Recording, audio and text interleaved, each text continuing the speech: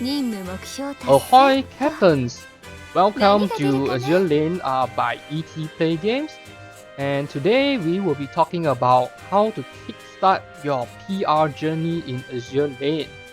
So the PR journey can be pretty intimidating for newer players like me when I first started out. However, we have to note that PR ships are actually pretty good. They are actually really strong, especially in the current state of the game. Let's just take a look. So this is the Azur Lane PVE tier list done by Usagi Sensei, who is pretty famous and in the China server. So what I want to just go through is just look at how many PR research ships are actually in the tier list are rated as tier 0. So just a quick look, we have 1, 2, 3, 4, 5 out of 9 tier 0 battleships. They are research PR ships. That's more than half of them. Of course, there are currently no PR carrier ships. And looking at the heavy cruisers, we have 1, 2, 3, 4 out of 7 of them. More than half of them are PR research ships that are rated as tier 0. For light cruisers, we have 1, 2, 3 out of 8 of them. Of course, the last one is a combination of 3 ships. But yeah, it's almost close to half of them are research ships as well. However, we have to note that these are the only 3 research ships that is available. So yeah, so all of the PR light cruisers are rated as tier 0. Next, we have the one and only destroyer PR ships. Also, top on the list, Hitakaze. So from this, we can see how strong and how powerful actually PR ships are for PvE. And of course, it's a good thing because you don't really have to spend money. So it's a great thing for free-to-play players. I see it as a boon because all you need to do is just to put in a little bit of work to get actually a great ship for free, and you can actually enjoy the game without having to actually spend any money. So it's a great system. It's actually some people may think of it as quite a fair bit of grind. It may be. However, I will share with you on some of the tips to make this journey feel less of a grind, so that it's much more enjoyable for you to actually unlock them in as efficient a way as possible. So this guide is probably not for the veterans who have already unlocked a few PR ships. It's actually more for beginners who have just started playing the game. Players like me, I just started playing for slightly almost close to a month now. So I have actually, this is the PR ships that I have actually unlocked. And just take a look at the interface. So I am currently working on mines, which is the PR3 ships. So we'll talk about that later on. So for new players, this is the interface that you'll probably see when you first come in, unlock the development, the shipyard, I believe when you're commander at a certain level. So you will actually need to have reached a certain criteria in order to actually start researching the PR ships. So 2 of the PR ships that you'll be most likely to unlock when you first started playing would be Neptune. She's a Royal Navy light cruiser. So when you see this, the criteria over here, it states that you have to register 20 or more Royal Navy Vanguard fleet ships in your library. So what this means is that you need to actually have 20 or more Vanguard ships, that includes like destroyers, light cruisers, and heavy cruisers. You actually need to obtain 20 of them, and you will have this develop box here, which you can click on to start developing. So I can't click on that because I just started work on another development. So if in the event that you're unable to unlock, so for instance, Izumo over here, which requires 10 or more Sakura Empire main fleet ships in your library. So it will tell you how many you have currently and how far you are away. So for instance, I have only 7 Sakura Empire main fleet ships. So I do not have the develop buttons that I can click on. So as I mentioned, the two most likely ships that for a new player to be able to research in the beginning would be Neptune, as well as Saint Louis, right here. So these two ships are Saint Louis is a French ship, so it shall require 20 or more Eagle Union Vanguard ships in your library.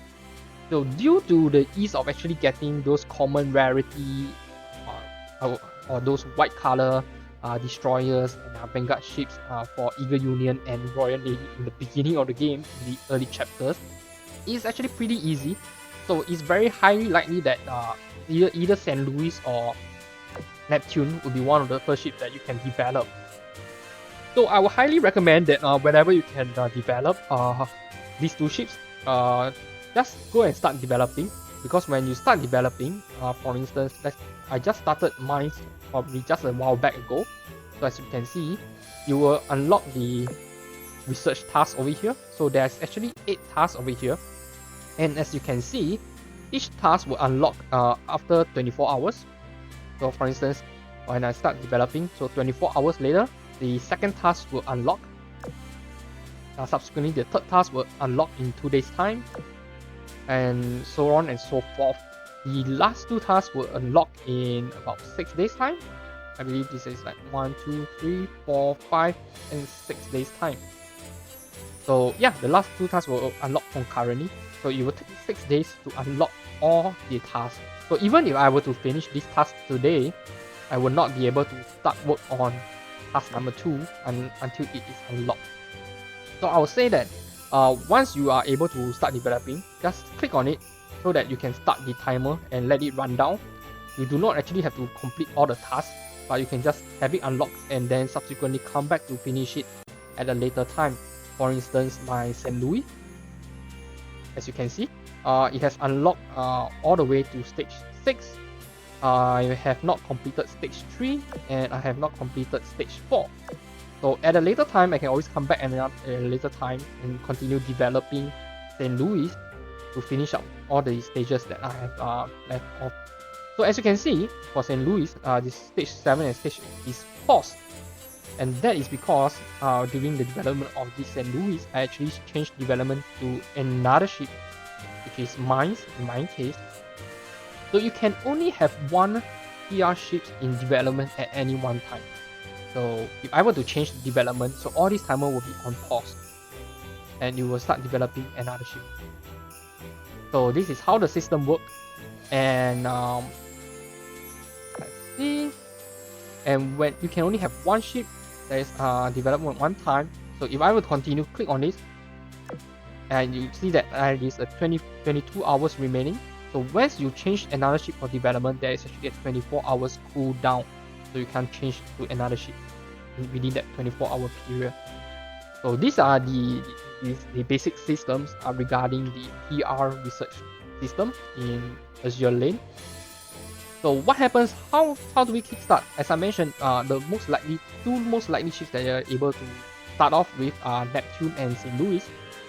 I would actually recommend Neptune first because being a light cruiser, and St. Louis is actually a heavy cruiser CA.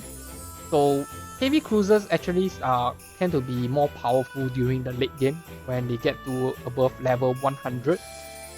They get stronger above level 110.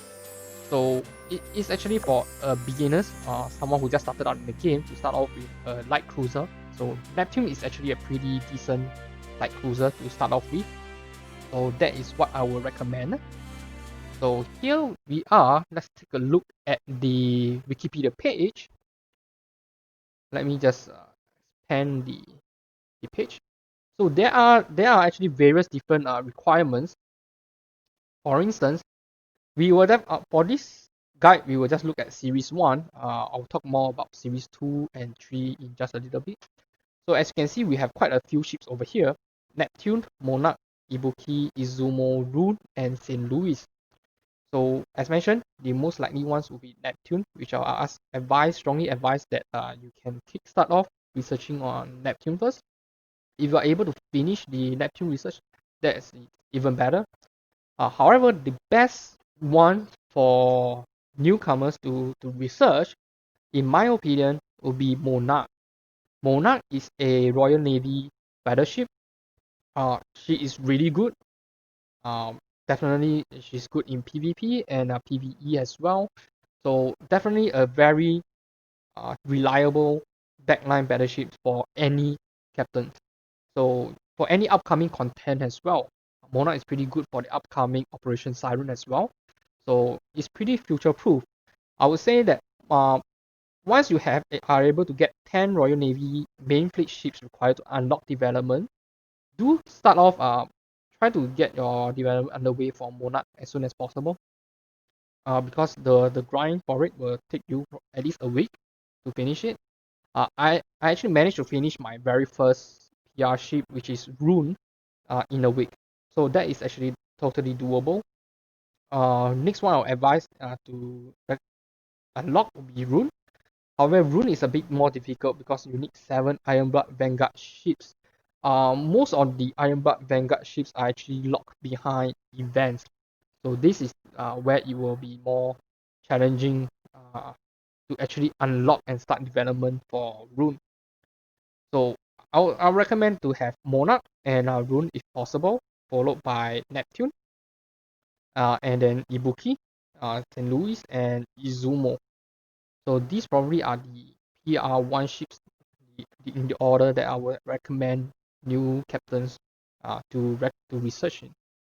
So you may be asking, okay, I do not have 10 Royal Main Fleet ships. How am I able to get these 10 Royal Navy Main Fleet ships? So as the reason why I recommend Monarch is that it's actually pretty simple to get the 10 Royal Navy ships. Let me just quickly go through the ships. Go. So this is a list of all the ship drops per map. So let me just zoom in. So looking at all the ship drops, right? Okay, let me just quickly. You can actually be able. The requirements for 10 Royal Navy battleships can actually be obtained by Chapter 6, if I remember correctly. So in Chapter 1-4, the first one that you can get would be Renown, as well as Repulse. So these two are Royal Navy backline fleets. And then that's two already. And in Chapter 2, let me see, there is Hermes. Hermes is a aircraft carrier from the Royal Navy, and that's 3. And we have Nelson, the battleship, and Rodney. So that's 5. By Chapter 2, you already have half of the requirements. So it's not that hard. It probably take a bit of a grind. So and a bit of your luck as well, depending on your luck whether you can does it drop for you. So let's see in Chapter 3 we have, let me see, Chapter 3 we do not have any Royal Navy backline fleets. So let's move on to Chapter 4. Chapter 4, there is Terror in map 4-3. And Unicorn in 4-4. Unicorn is a great healer ship, by the way. So do try to get Unicorn, regardless of whether you're going for Monarch. And there we have 7 backline ships by the end of Chapter 4. Moving on to Chapter 5, we have Queen Elizabeth, and that is ship number 8. And we have Nelson and Rodney and Unicorn are all available at 5-4 as well. So 5-4 is actually a good map to farm for all 3 of them at one go, instead of farming for a different map for just one individual ship. So if you are able to sufficiently farm at 5-4, you can try 5-4 for that 3 ships. And I believe that was really we have like ship 8. Vestal is it's not a Royal Navy ship, so yeah, so no. And we have, let's take a look. Ark Royal, ship number 9. Ark Royal is a aircraft carrier. And yeah, you have 9 ships by the end of like chapter 6. And the other one, missing one, is actually this ship which I would recommend, the Warspite. So Warspite is actually available as a starter ship reward, and is also available as a exchange under the build and exchange. So every 2 weeks, the exchange shop will randomly have a ship available. So Warspite is one of them. So if Warspite is available, do grab Warspite, as Warspite is actually pretty good as well. So that will make up 10 of the ships. So yeah, so it's not that hard. So once you have the 10 of the ships unlocked, you can actually start working on Monarch. So by the 10 of chapter 6 and you have Warspite, you have that 10 ships. Well, during the video editing process, I realized that the video gotten pretty long, so I decided to split this in 2 portions. So this will conclude the part 1 of the how to kickstart your PR journey, with which PR1 ships to start researching. And in part 2, we will look at the different strategies on how to efficiently grind the experience required for your PR ships. So I hope this is sufficient for you guys to kickstart your PR journey and enjoy all these really good ships over there for free. You don't really have to spend a lot of money for Azur Lane, which is a great thing. So that's all for our guide today, and stay tuned to my daily Twitch streams every Monday to Friday, 12 PM to 4 PM GMT plus 8, where I will share with viewers on the latest Azur Lane news, as well as strategy guides such as this, and as well as some of the gameplays which I do on a daily basis. So yeah, and do subscribe to the YouTube channel for more guides like this.